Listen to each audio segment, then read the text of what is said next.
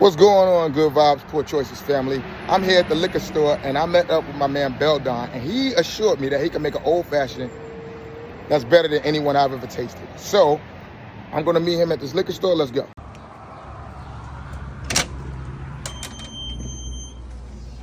What's going on, fellas? What's up, buddy? How you doing? Hey, How yourself? Good.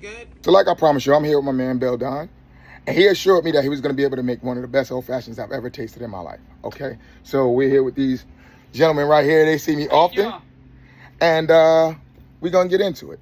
So Bell, what are we putting in this old fashioned? Oh man, I'm ready for this. I want to see what you like first, dude. Let's see what kind of bourbon you like, and let's pick one out from there, okay? I like some very expensive stuff. Let's go. So, when it comes to old fashioned, you ain't got to go super technical, but I don't really like Elijah Craig straight. That 18 is really, really good. But if we're gonna stay middle, I would say maybe, they got a lot of good selection. Sagamore's pretty good. What do you think about that? I think it's good. I think that Elijah Craig is good too, but I think that's way too good for what we want to do here, man. Way too good. Way too good. Oh my God. Okay, so we'll go one shelf down, like right in here. Larceny's pretty good. I don't know, man. If I'm a good mixologist and I know what I'm doing, I don't think we need to be up that high. I think we need to push down a little bit further. Whoa. You call yourself a mixologist. We're going to hold you to that. You're saying go down lower. Yeah, I'm thinking we need to go down lower. If I'm any good at what I'm doing, I'm going to be able to do it less expensive than that middle shelf. All right, let me take my glasses off. I got to zoom in here because I've never been down that low because I don't go down the bottom shelf with whiskey. So, oh my God, they got one called Rough Rider. What are we talking about? This is literally called Rough Rider. Pause. That's crazy. But let's see what we got here. What would you choose? Okay, the Evan Williams. That's about as low as I'll go. I'm just going to tell you right now, we need to go all the way to the floor, man. Wait a second. We got to go all the way to the floor. We got to go all the way to the floor right there. Man, I've never been down that low. That's what we want. We want that Old Crow right there. Wait a second. Absolutely not. Absolutely. I promise you, I'm going to make that into the best old-fashioned you've ever tasted. Promise. I promise. Is that in a plastic bottle? Sir, can you hand me that? Yeah. That's plastic bottle. Yep. Oh my God. This is what they call bottom shelf whiskey. It wasn't even on the shelf, people. But he promised us that he's going to make one of the best old fashions. So here we go. That is going to make the best old-fashioned you've ever had. Okay. Promise you right now. Well, we're going to check out and get into it. All right, y'all not going to believe me. I handed this man right here, this guy right here, a 20, and he gave me back change. As you can see, that's $18.52. I've never spent $18.52 for a bottle of alcohol that I like. A handle, a big bottle. Anyway, he said he's going to make us most awesome old-fashioned. We'll see. Let's go. Welcome back to Good Vibes, Poor Choices, the podcast where the vibes are high, the decisions are questionable, and the drinks, well, you're about to find out. It's time for our drink review, where we sit, judge, and possibly regret. Whether it's bougie, budget, or just plain bizarre, no bottle is safe from our brutally honest taste buds. So grab your glass and let's toast to good times and even better stories. With Good Vibes, Poor Choices. Here's your host. Y'all know the name, Danger. Welcome back to Good Vibes, Poor Choices. You know what it is. It's your boy, Danger, and I'm here with Belldon. I'm correcting myself. I was calling Belldon, but we all make mistakes. So, like I said, he said he's going to make us the finest. What is your term for it? Finest, best, what would you call that? This is the best damn old-fashioned you're going to find anywhere, east of the Mississippi, west of the Mississippi, up, down, or sideways. This is it. So, and I think that's what it actually says. Old-fashioned Belldon's best. Amen. And it says right here, handcrafted and crafted with natural ingredients. And that's important. You want to talk about those natural ingredients for me? Yeah, it's actually the reason I started down this path is everything that you make alcohol with used to be alcohol and clean ingredients. Yeah. Everything was. Now you've got additives. You've got like whipped cream flavored vodka. You think that's natural? No, that's not alcohol anymore, right? Exactly. And then I started noticing even when you pick up bitters, you start finding natural ingredients on it. What's natural ingredients? Well, it's mystery ingredients. You don't know what the hell they are. They're not going to tell you what they are. I promise you this. If they were cinnamon and vanilla and coconut, they would put that on the label. They don't. When they put natural ingredients, it's something they don't want you to know what it is. So I don't eat that way. I don't drink that way. So I started putting together my own bitters was the first thing that I did. was making and brewing my own bitters so I could know what was in those things. And the next logical evolution was putting that together in an old fashioned, and that's where we are now.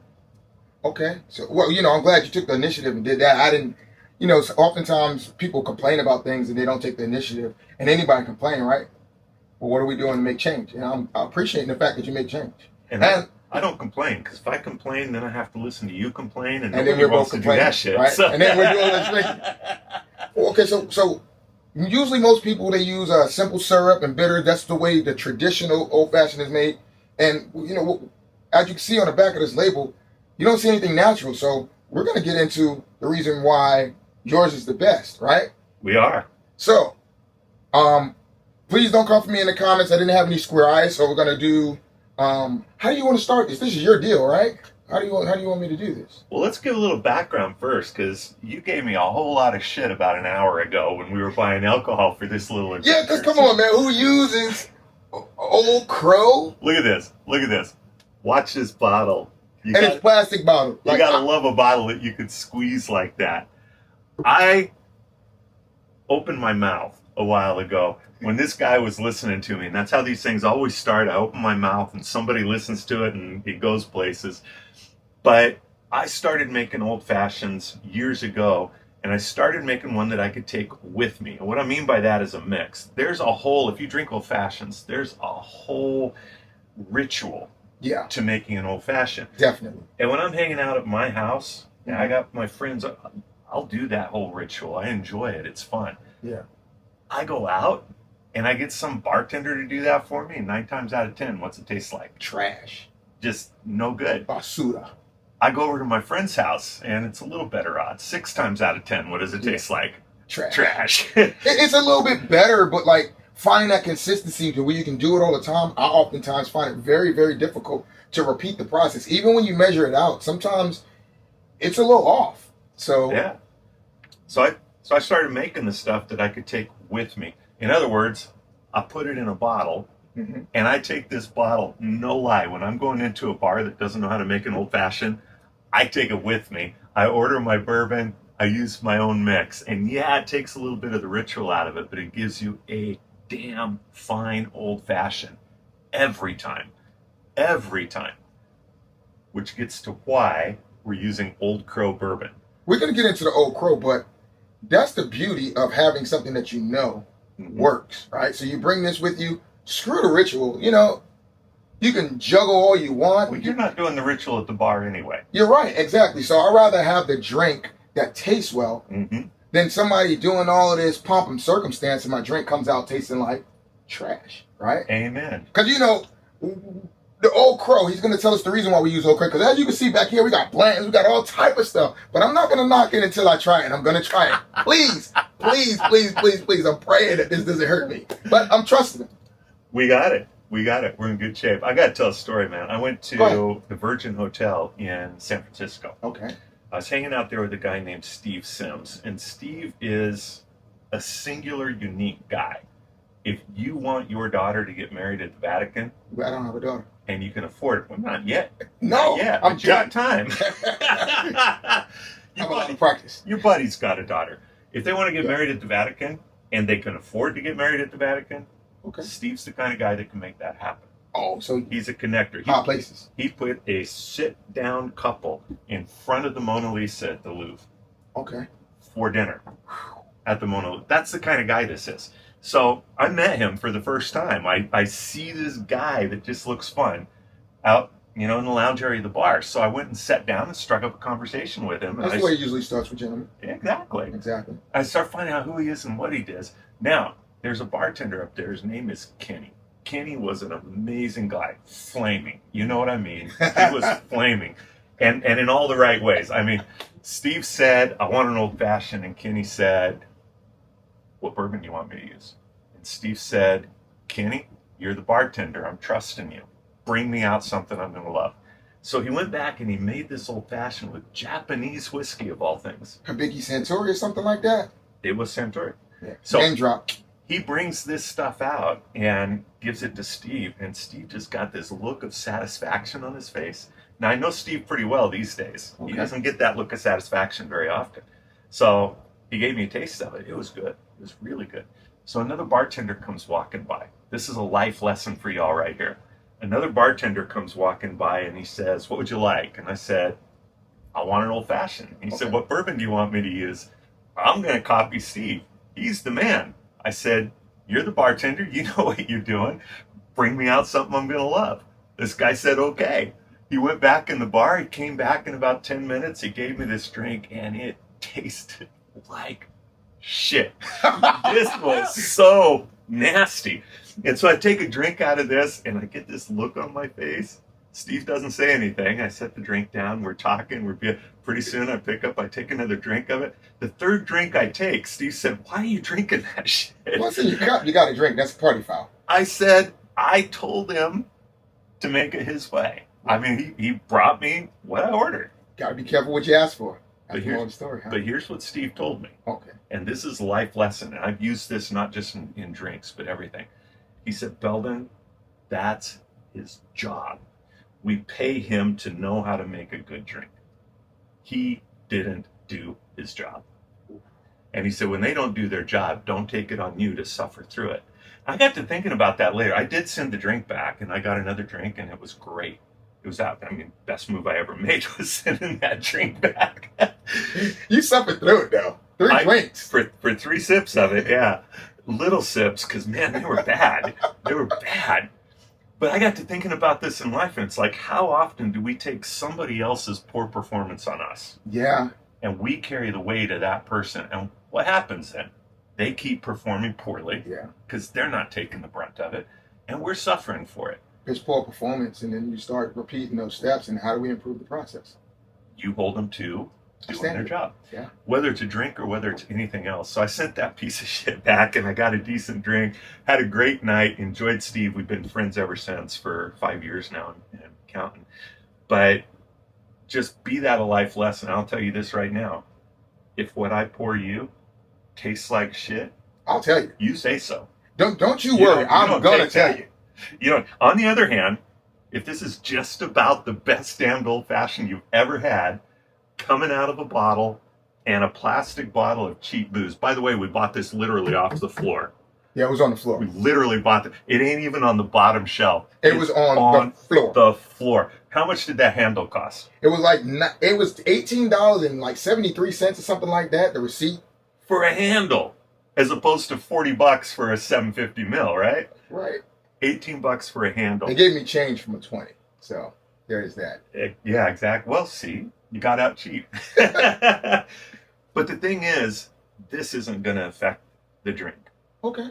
When you pour a Blanton's or you pour an Elijah Smith Jones, you pour one of the other bourbons, each one of them on that top shelf, each one has a very distinct flavor, and those distinct flavors are brewed into them for a reason. That distinctive flavor is going to change your old fashioned. Every time you have it, it's going to change it. That makes sense, because if each one has its own flavor profile, you would have to then master your mixers for each different one. And most people drink different bourbons based off what they had last time. So now you're trusting that bartender to do it the way that you tasted it here, there, and everywhere, and then the flavor's off, even if you do use the right whiskey or the whiskey that you like. Exactly. So I've actually had 2 bars start carrying Old Crow for me. Okay. Because I will walk into a bar and I will request my old fashioned with Old Crow. Okay. And I'm going to make a believer out of you with that. By the way, don't think you can drink this stuff straight. Yeah, I wouldn't recommend that. 10 out of 10, do not recommend. But when you put this into a well-crafted old-fashioned, it's going to blow your mind. Well, I'm ready. Let's go ahead and get started. Do you want to go ahead and handle the ice? I'm going to let you do what you do, but I'm going to go ahead and take the fun stopper off of this. This is plastic bottle. It doesn't even have a fun stopper on it. It's just out here. So listen. Oh, we got the little thing like they put on milk. The little safety switch, man. All right, I'm going to say, first of all, I like round ice cubes better than square ones. Just because I think they're cool, right? Yeah. Just because I think they're cool. You don't have to have square. What you want to have is a solid ice, because the whole point of the big ice is that it melts more slowly. Yes. You don't want to put crushed ice because it waters down your drink too fast. I found that most of the time, that's when I turned into a little bit of a snob. Step one for me is usually the ice. I'm not going to lie to you. When I walk into a place and I say, hey, can I have an old fashioned? And he reach down with that scooper, automatically, you've already pissed me off. I don't care how good it tastes. You get crushed ice in that drink, you had better be on the casino floor in Vegas, and it had better be free. Exactly. So what we got? Oh, so you said, go ahead. So what I'm going to do is I'm going to mix this thing, and when you play around with this stuff, I mix it 3 to 1. And what that means is 3 parts bourbon to 1 part old-fashioned mix. I'm going to tell you what's in this in a little bit too, but 3 parts to 1 part. It's not 3 cups, it's not 3 shots, it's 3 parts. So it depends on how big a drink you want. Okay. You're a man-sized guy. Yeah. I'm going to pour you a man-sized drink, and I'm going to drink it. I'm going to give you 3 shots of bourbon. Okay. And 1 shot of this guy. Now I find if I'm pouring for the girls, they like the drink a little sweeter. Yeah. So I'm typically going to go 2 parts bourbon to 1 part mix. It sweetens it up a little bit. They like it a little better. I'm guessing that you don't like your drink that sweet. I don't. You like it to be more of a man drink. You know what's funny?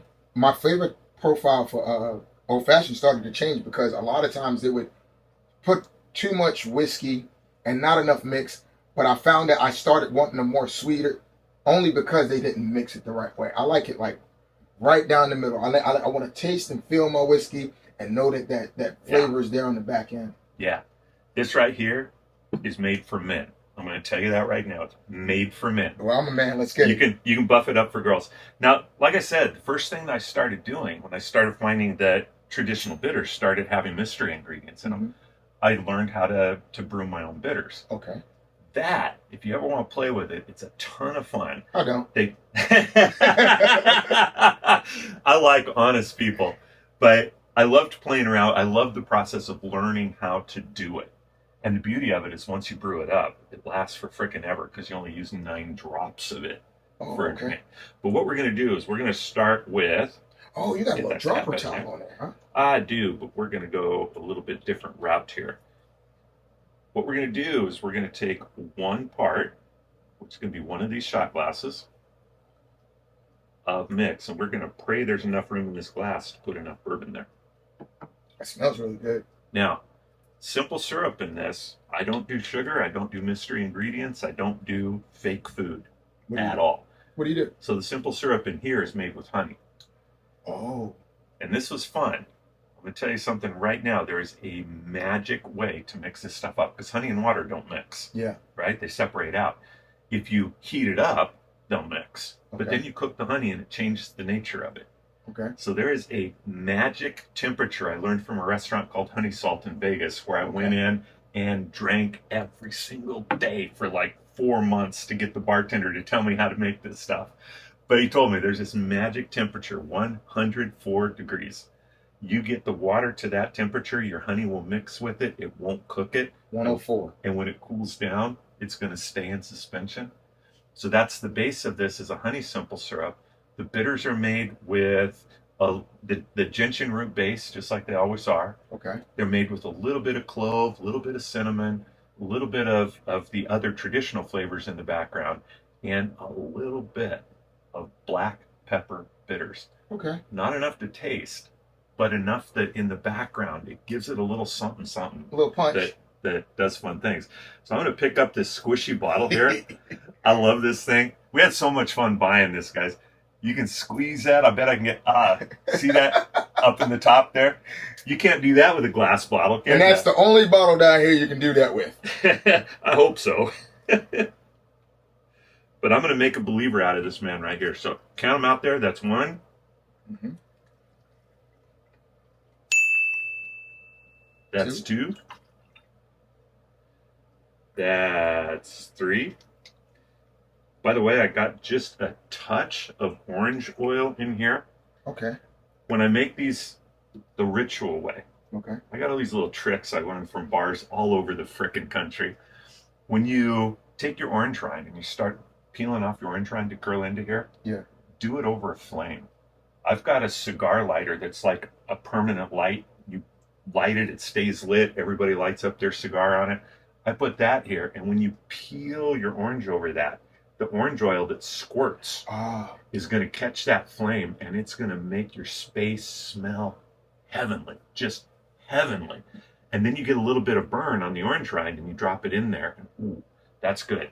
We don't have one of those, so while I'm pouring this one, I'm going to let you pull one of those out, and we'll put it in there for a garnish, and or a cherry. Okay. So you got cherry with it. Ooh, careful, that's a little sticky around That's a the little rim there. sticky. But what I'll do is I'll use the back of this fork. That'll work. By the way, these right here, you can find on Amazon. If you want me to post the links, go ahead and put in the comments, and I'll put it there for you guys. You want one of these in yours? Absolutely. You can't have a drink without garnish. You gotta get them dressed. You do. So you got 3 in yours. I do. And you want one of these cherries? Cool. I do want one of those cherries. All right, just pass me that top, please. Absolutely. I don't know how that got sticky, but it did. Alrighty. Wow. Now this guy's Can you hold that for me? This guy's cringing over here. I know he is. Yeah, but it looks... He's watching me squish this bottle, and he's just Okay. cringing over here. When a bottle squishes, man, you gotta...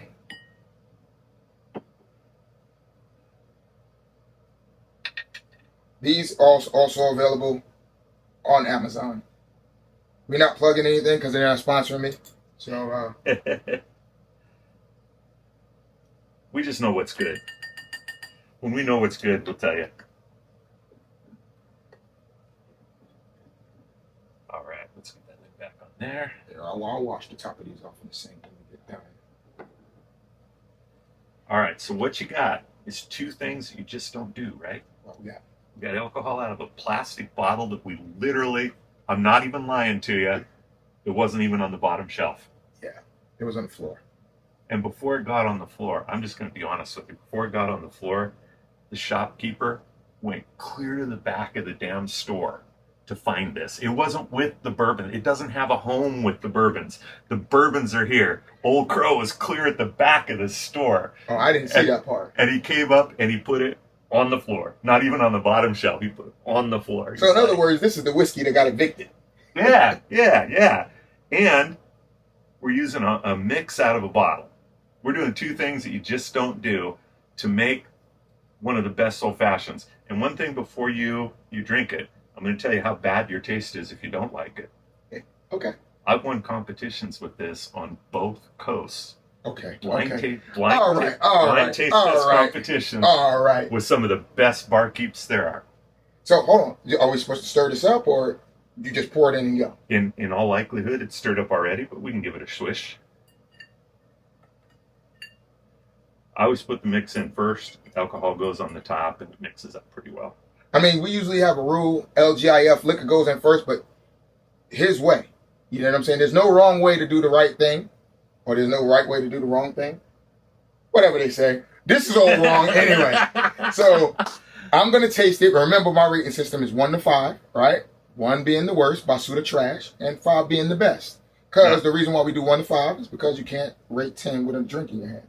I know what he's doing. You can't see it right now, but I see it on the back. He's over here. You gotta pray to whatever God you got. That's right. Cheers. Cheers.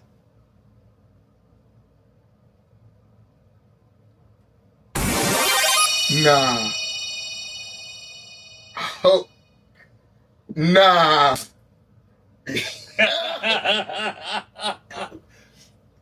This. All right. Look. First off, I'm gonna sip it again. And then he's going to sip it again and again and again.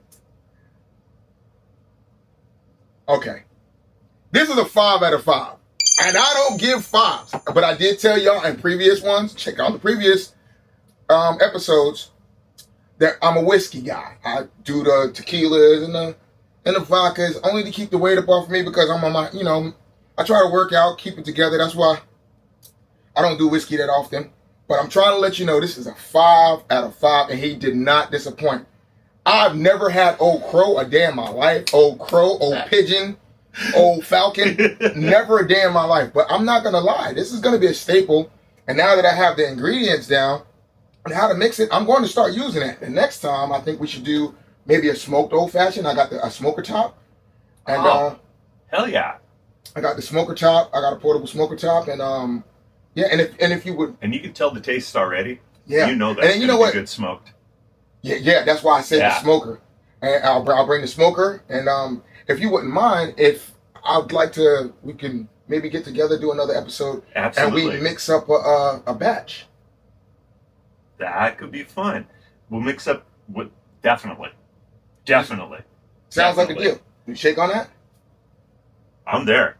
I'm there. And you guys are going to want to see this too, because this is 100% home brewed in my kitchen. There is nothing fake in here. There's no flavorings. There's no anything. This is stuff you can make right in your own house. Oh, you wait on me. You're digging that, aren't you? Yeah, I love it. I was just watching you enjoy it. By the way, I love this glass too. You got to support this guy and get one of these glasses. Good vibes, poor choices. Now, even if that was spelled P-O-O-R, good vibes, I would still love the glass, but it's P-O-U-R. This is a drinker's glass right here. Good vibes, poor choices off of this man's website. I love it. Today's poor choice, of course, was the old fashioned. I'm here with Belldon. Tell them your socials if you want to tell them. Today's poor choice was that bourbon right up until he tasted it. That was with right the P-O-O-R. That was the poor choice. But this is the P-O-U-R choice. 5 out of 5. Guys, I work in health. I help people reverse type 2 diabetes and heart disease and obesity.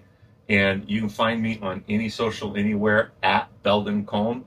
This guy will put it in the show notes so that you get it spelled right, but it's at Belldon Colme everywhere you go, including my website, which is belldoncolme.net. Thanks again, Belldon. I appreciate everything. All right, everybody. Y'all be easy. Until next time.